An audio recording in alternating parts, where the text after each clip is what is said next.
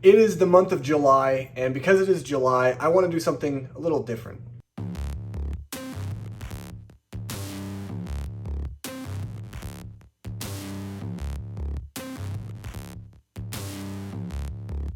Today, I want to go over all of the Criterion movies that I own, that I have reviewed on Letterboxd, that I've watched, and just basically give you a little bit of some quick reviews and some quick thoughts on each film. I'm just basically going to show you a movie, and I'm going to tell you what I've thought about it and if you should watch it or not. Or if you should buy it at the Criterion sale this July. The first one is Charade. This movie stars Cary Grant and Audrey Hepburn.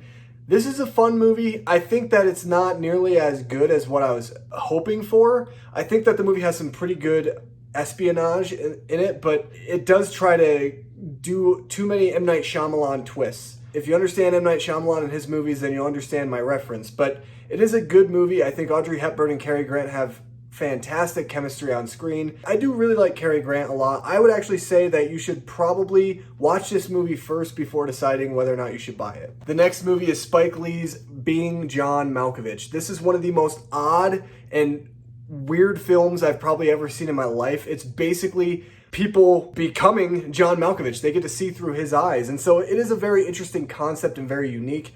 I think it's very funny how they pick John Malkovich out of all the celebrities to live in his shoes. But it's a movie that deals a lot with your own identity and trying to become someone else, getting out of your shell and not becoming the person that you should be. And it's a very good look inside of our psyche and inside of what actually would happen if we were to walk in someone else's shoes. I would recommend you buy this film on Criterion. It's got such a great transfer. The supplements are absolutely complimentary to the fantastic film. It's a buy for me. The next movie is one of my favorite films of all time, and that is 12 Angry Men. This movie is an absolute buy. It's an absolute buy. Fantastic film. One of the greatest films ever made. It's probably the best one location film. These 12 guys who have to make a decision whether or not this young man should either die or whether or not he is innocent. And this is a essential film that you need to have for the Criterion Collection, and this is my first Criterion actually that I ever bought. The next one is Roman Polanski's Repulsion.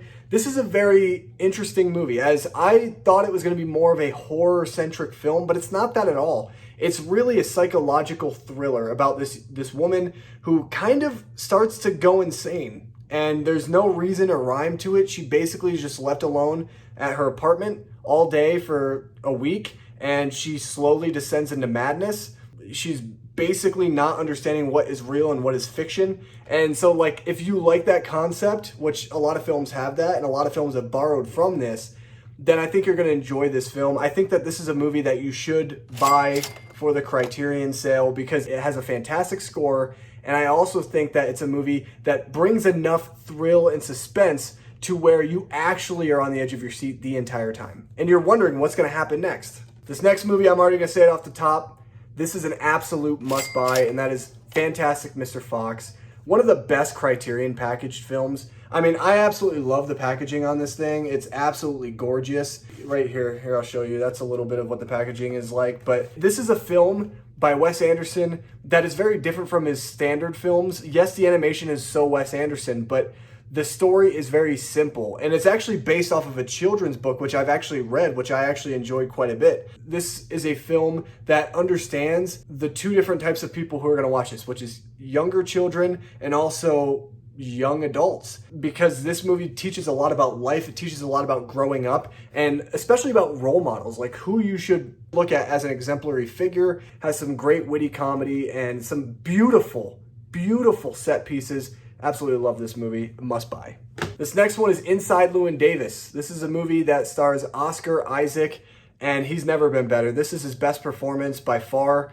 This is a film that I still think about to this day, and I need to pop it in again and watch it very soon. I mean, the music is so catchy. It has one of the best soundtracks that you can find.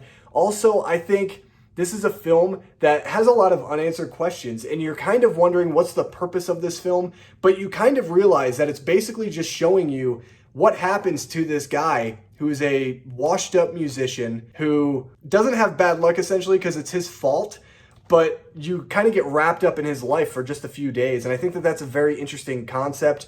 And the film is very scattered in terms of its timeline and when things actually take place. But this is a movie that I strongly recommend you buy. If you like the Coen brothers, this is a film that's right up your alley. The next one is Lawrence Kasdan's Big Chill. This was a film that I was kind of interested in. Just reading the premise and the concept of basically about a group of friends who have to come together after one of the friends in college dies, and it's basically looking at what their life is like now and them reminiscing about the past and what could have been. And I mean, we've seen that a lot in movies, but this is a film that I thought was going to be a little bit more funny and a little bit more heartwarming, but I just didn't really like it that much. I thought it was pretty bland. The humor didn't necessarily work for me. I think the best performance is Glenn Close in this film, but it's never a movie that really takes that next step. It never really goes anywhere, and the characters all come in and leave basically being the exact same people. And I would have to say that you should not buy this film. I think that this is a movie that if you want to watch it once, okay, but I don't know if I'd ever really see myself watching this again. I thought it was a pretty big disappointment, and this one I actually could sell within the near future. Night of the Living Dead. I know that this is free domain. You can watch this for free, but is it worth the Criterion purchase? Well, I'm going to say this. The restoration is beautiful. I've never seen this film look as good as it does on this disc. There are a lot of great supplements in this film that they've added that are really, really nice.